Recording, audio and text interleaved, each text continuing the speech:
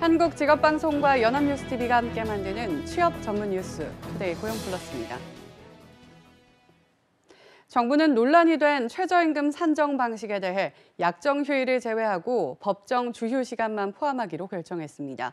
오는 31일 국무회의를 열어 이 같은 내용의 최저임금법 개정 시행령안을 의결할 예정입니다. 신세롬 기자가 전합니다. 정부가 최저임금법 시행령 개정안을 일부 수정합니다. 최저임금 산정 기준 시간에 법정 주휴 시간과 임금은 포함하되 노사가 합의한 약정 휴일은 모두 제외합니다. 약정 휴일을 최저임금 산정에 포함할 경우 경영계 부담이 높아진다는 우려를 반영하되 큰 틀의 개편은 유지한 겁니다. 고용노동부는 소정 근로 시간의 수에 대한 해석차로 오해가 생겨 수정안을 마련했다고 설명했습니다. 추가적인 임금 지급 의무가 발생하고 최저임금액이 그거에 따라서 증가하는 것 같이 그렇게 오해가 발생해서 그 부분을 저희가 이번에 제외하는 것을 수정하는 것으로 이렇게 결정을 한 것입니다. 개정된 최저임금법 시행에 따른 임금체계 개편 자율 시정 기간도 마련됐습니다. 고액 연봉이지만 기본급이 낮아 최저임금 위반이 생기는 일부 사업장의 어려움을 감안해 최장 6개월까지 시정 기간이 주어집니다. 또 연말까지였던 노동시간 단축 계도 기간이 일부 기업에 한해 연장됩니다. 사업의 성격상 적용 어려움이 있거나 근로시간 단축을 위해 노력 중이지만 시간이 부족한 기업이 대상입니다. 이번 수정안은 오는 31일 국무회의에 재상정된 뒤 처리될 예정입니다. 연합뉴스TV 신세롬입니다. 내년도 최저임금이 오르고 최저임금 산정에 주휴수당이 포함되면서 기업들이 최저임금 기준을 맞추려면 기본급을 포함해 최소 175만 원을 지급해야 합니다. 기업들로서는 임금 부담이 늘어날 것으로 보입니다. 백기령 기자가 보도합니다. 현행 최저임금법에 따르면 최저임금 위반 여부를 따질 때 임금의 소정 근로시간을 나눈 금액으로 판단합니다. 올해 기본급 146만 원을 받는 A씨. 현행 기준에 따르면 한 달에 174시간 근무를 했다면 A씨의 시간당 임금은 8,391원입니다. 올해 최저임금 7,530원을 훨씬 웃도는 금액입니다. 하지만 최저임금법 시행령 개정안이 적용되는 내년에는 달라집니다. 내년에는 소정 근로시간뿐만 아니라 유급 휴일 시간도 포함돼 174시간에 35시간이 보태지는 겁니다. A씨의 기본급이 동일하다고 가정했을 때 월 209시간 근로한 것으로 계산하면 시간당 임금은 6,966원, 내년 최저임금 8,350원에 한참 미치지 못합니다. 기업이 규정을 위반하지 않고 최저임금 기준을 맞추려면 28만 5,100원을 더 줘야 합니다. 다만 내년부터 최저임금 산입 범위가 확대되면서 복리후생비와 정기 상여금을 지급해오던 회사는 부담을 다소 덜 것으로 보입니다.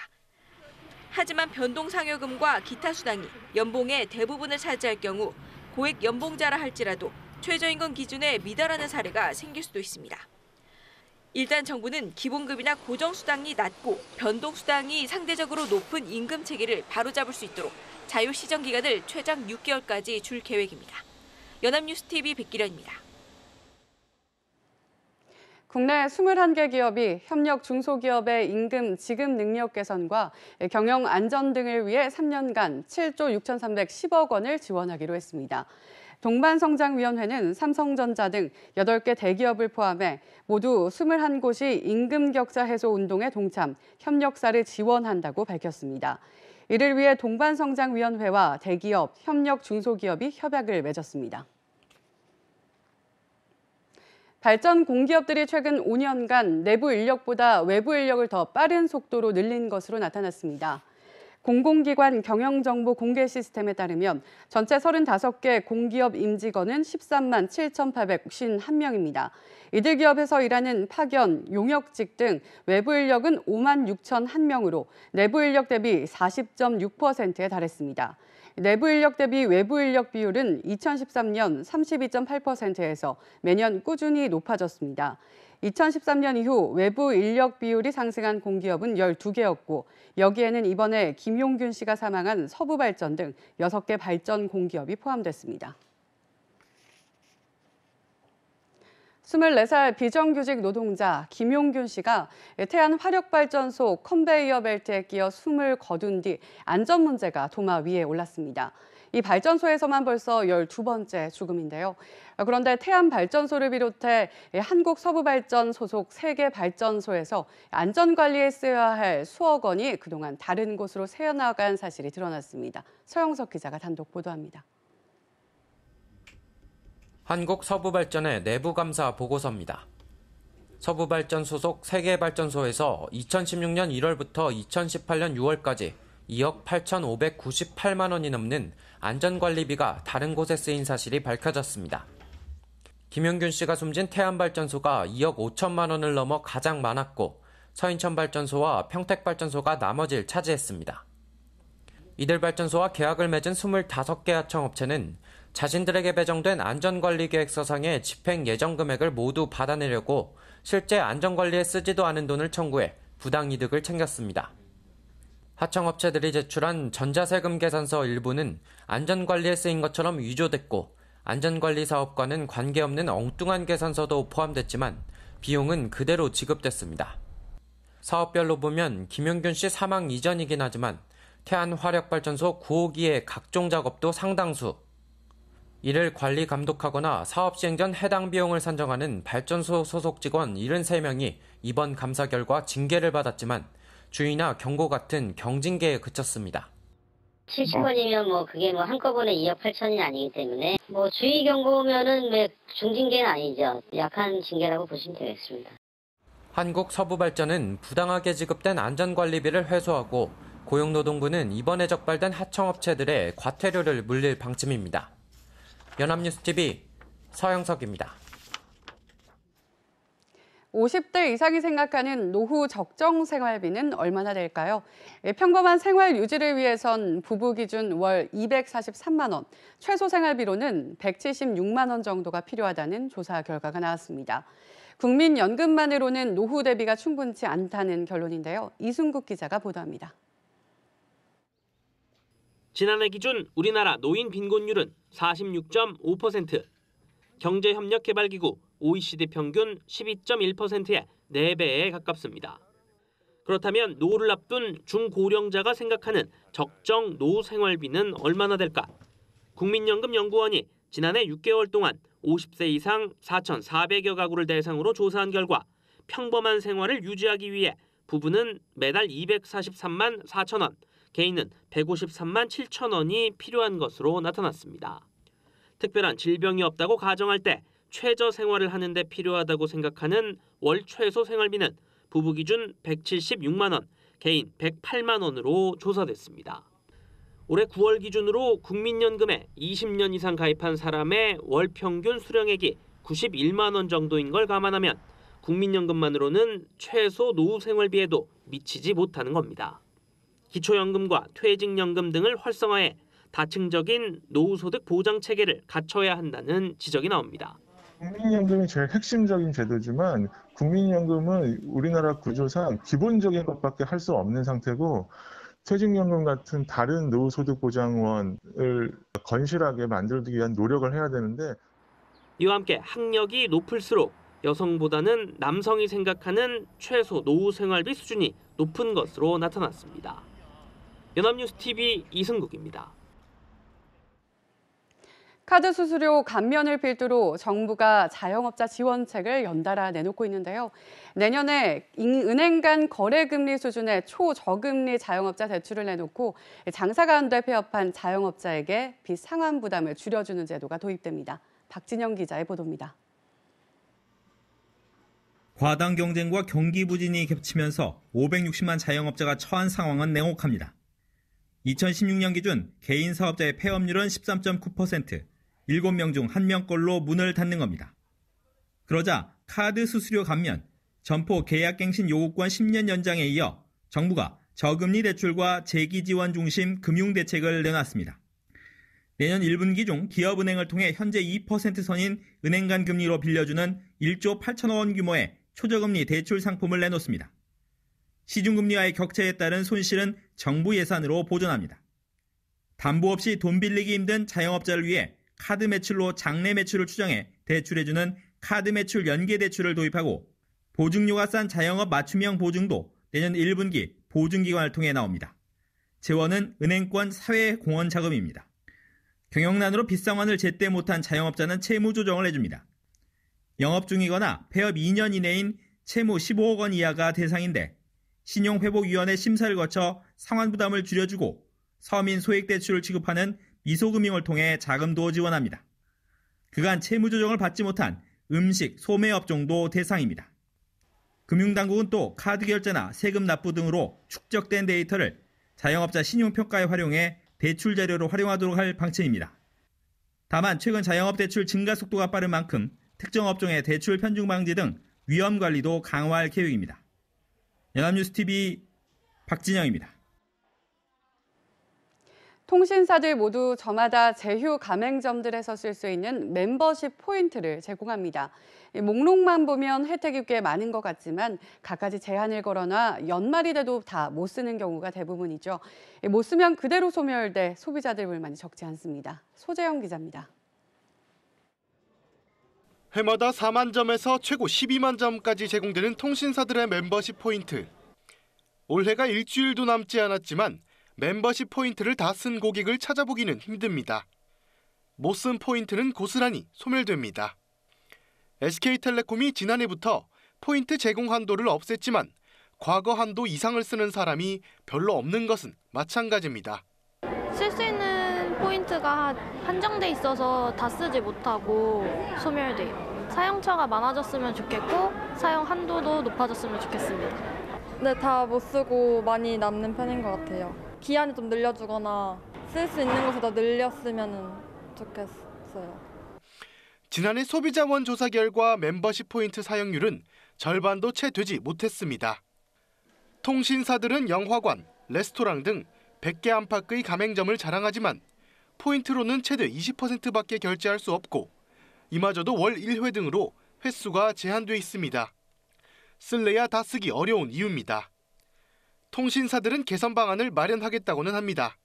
음식점, 놀이공원 등 생활에 밀접한 제휴처 확대해 고객들이 멤버십을 더 유용하게 이용할 수 있도록 할 예정입니다. 앞서 신용카드사들은 쌓은 포인트를 현금으로 돌려주는 방안을 시행하기로 했습니다.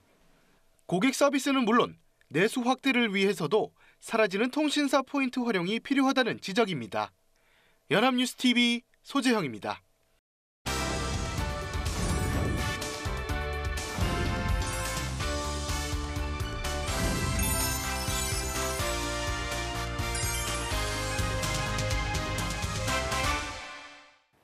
사회적으로 핫한 이슈를 키워드로 알아보는 핫키워드 시간입니다. 안치홍 아나운서 안녕하세요. 안녕하세요. 핫키워드 시간입니다. 시장조사기관 가트너에 따르면 2030년까지 현재 일자리의 90%가 인공지능, 즉 AI에 의해 대체될 것이라고 합니다. 그렇다면 과연 지금 이 순간 AI의 능력은 어디까지 와 있을까요? AI가 활약하고 있는 다양한 분야를 오늘 핫키워드에서 소개합니다. 네, AI가 앞으로 인간의 일자리를 대체할 것이라는 전망은 곳곳에서 나오고 있습니다. 그런데 10년이 조금 더 지나면 AI가 인간의 대부분의 일자리를 대체할 것이라는 결과까지 나왔다니 정말 가능할까요? 네, 그렇습니다. 최근 국내에서도 인간의 일자리를 위협하는 보고서가 등장했는데요. LG경제연구원의 인공지능에 의한 일자리 위험 진단 보고서에 따르면 지난해 상반기 기준 전체 취업자 약 2,660만 명 중 1,136만 명은 향후 AI에 의해 대체될 가능성이 높은 일자리에 종사하고 있다고 합니다. 그나마 전문가나 관련 업종의 종사자의 경우엔 취업자 547만 명의 77%에 해당하는 421만 명이 저위험 일자리에 소속되어 있는데요. 하지만 사무 종사자, 판매 종사자, 장치, 기계 조작 및 조립의 종사자 같은 고위험군 일자리 72%에 해당하는 818만 명은 AI에 의해 일자리를 잃을 가능성이 매우 높다고 보고서는 분석하고 있습니다. 네, 그렇군요. 얼마 전 핫키워드에서 신입사원 공채에 AI를 도입한 내용을 다뤘잖아요. 이미 채용 과정에서부터 AI가 인간의 일자리에 관여하고 있다는 사실이 좀 놀라우면서도 충격적이었습니다. 네, 그렇습니다. 자기소개서의 표절 여부는 물론 면접에도 AI를 활용한 기업이 늘고 있다는 내용이었는데요. 이 기존 지원자의 자기소개서와 이 외부에서 구한 자기소개서 이렇게 총 50억 개의 데이터베이스를 가지고 있는 롯데의 경우엔 AI를 활용해서 자기소개서가 기존의 자기소개서와 중복되는 단어가 이 5개 연속으로 나오면 표절로 판단하며 이를 통해 지원자의 20%를 거르기도 했는데요. 또 SK그룹은 서류 심사 단계에서 AI가 인재 적합성을 분석하고 있고 CJ그룹은 지원자의 자기소개서를 요약하고 중요한 부분을 강조하는 데 활용하고 있습니다. AI 면접관 제도를 도입한 곳은 KB국민은행과 이 오리온인데요. 지원자가 카메라와 마이크가 달린 컴퓨터 앞에 앉아서 60분간 질문에 답하면 AI가 자주 쓰는 단어와 각종 테스트를 통해 이 지원자의 가치관과 특징, 장단점, 적합한 직군까지 파악해낸다는 겁니다. 네, AI가 인간의 채용에 관여한다는 것에 대해 부정적으로 여기는 분들도 많겠지만 이 채용 과정에서 자기소개서를 평가하거나 면접을 심사하는 과정에 지나치게 많은 시간이 걸린다는 것도 사실이었잖아요. 그런데 AI가 기본적으로 표절과 지원자의 중요 포인트를 미리 짚어줄 수 있어서 보다 집중적으로 지원자를 평가할 수 있는 데 큰 기여를 하는 건 부정할 수 없을 것 같습니다. 네, 그렇습니다. 뿐만 아니라 이제는 사무직에도 AI가 활용되며 업무의 효율이 증가한 곳도 있다고 하는데요. 가장 대표적인 곳이 LG전자입니다. LG전자는 지난 1월부터 사내 보고서 쓰는 AI 로봇 시스템을 영업, 마케팅, 회계, 인사 등 12개 직군의 총 120개 업무에 순차적으로 적용하고 있습니다.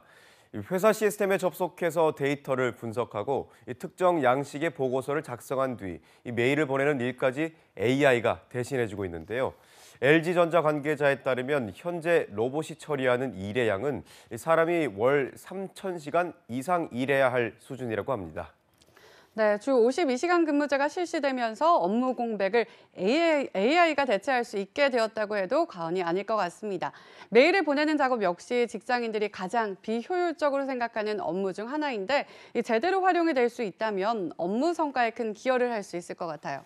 네, 그런데 더 놀라운 건 단순 업무뿐만 아니라 이 창의적인 영역에서도 AI가 활약하고 있다는 겁니다. 이 화면의 이 옷, 놀랍게도 이 옷은 AI가 디자인한 옷이라고 합니다. 패션업계 한섬이 AI 스타트업 디자인 노블과 협업해서 이 AI가 디자인 옷을 선보인 건데요. AI에게 브랜드 로고와 공룡 캐릭터, 디자인 콘셉트이 담긴 사진 33만 장을 학습시킨 뒤 이 디자인을 그리게 한 겁니다. 이를 실제 디자이너가 보며 수정을 요청하면 AI가 수정 사항까지 반영해서 디자인을 완성한 거죠. 이 한섬이 이와 같이 AI 디자이너를 도입한 이유는 디자이너가 장시간 순수 작업해 나올 수 있는 샘플을 AI를 통해 간소화하기 위해서라는데요. 이러한 AI 디자이너는 우리나라에서뿐만 아니라 이 미국 또 해외 등 곳곳에서 활약하고 있다고 합니다. 네, 디자인이라는 건 인간만이 할 수 있는 창의적인 영역이라고 생각했는데 AI 디자이너까지 나왔다니 정말 충격적인데요. 알파고로 인해 AI에 관한 이슈가 부각된 지 2년이 채 되지 않았는데 벌써 창의적인 활동까지 할 수 있는 AI가 나왔다니 인공지능의 한계는 과연 어디까지인 건가요? 이러다간 저희 자리까지 AI에게 내놓을 수도 있다는 불길한 생각이 드는데요. 네, 안타깝게도 이 중국에선 이미 AI 앵커가 등장했습니다. 11월부터 신화통신 웹사이트와 중국 소셜미디어 위챗의 뉴스 채널에서 AI 앵커가 뉴스를 제공하기 시작한 건데요. 신화통신에서 근무하는 남성 앵커 주하오의 얼굴 모양과 입모양, 이 목소리를 합성해서 만들어진 AI 앵커는 기자들이 컴퓨터에 뉴스 기사를 입력하면 앵커의 목소리와 이 제스처로 똑같이 일한다고 합니다. 보시는 것처럼 표정만 보면 실제 앵커와 별반 차이가 없을 정도입니다. AI가 대체할 수 있는 인간의 일자리는 과연 어디까지일지 궁금하면서도 무서워지는 시대입니다. 네, AI는 지금 이 순간도 빠르게 진화하고 있습니다. 누군가에게는 AI가 불필요한 업무를 줄여줄 수 있는 축복이 되겠지만 누군가에게는 일자리를 뺏는 재앙이 될 수 있겠죠. 그렇다면 앞으로 우리는 어떤 직업을 선택하고 어떤 능력을 길러야만 이 AI의 시대에서 살아남을 수 있을까요? 고용 플러스가 앞으로 여러분과 함께 그 방법을 모색해 보겠습니다. 지금까지 핫케어드 안채홍 아나운서였습니다. 고맙습니다. 고맙습니다. 지금까지 투데이 고용 플러스였습니다. 오늘 저희가 준비한 내용은 여기까지입니다. 함께해 주신 여러분 고맙습니다.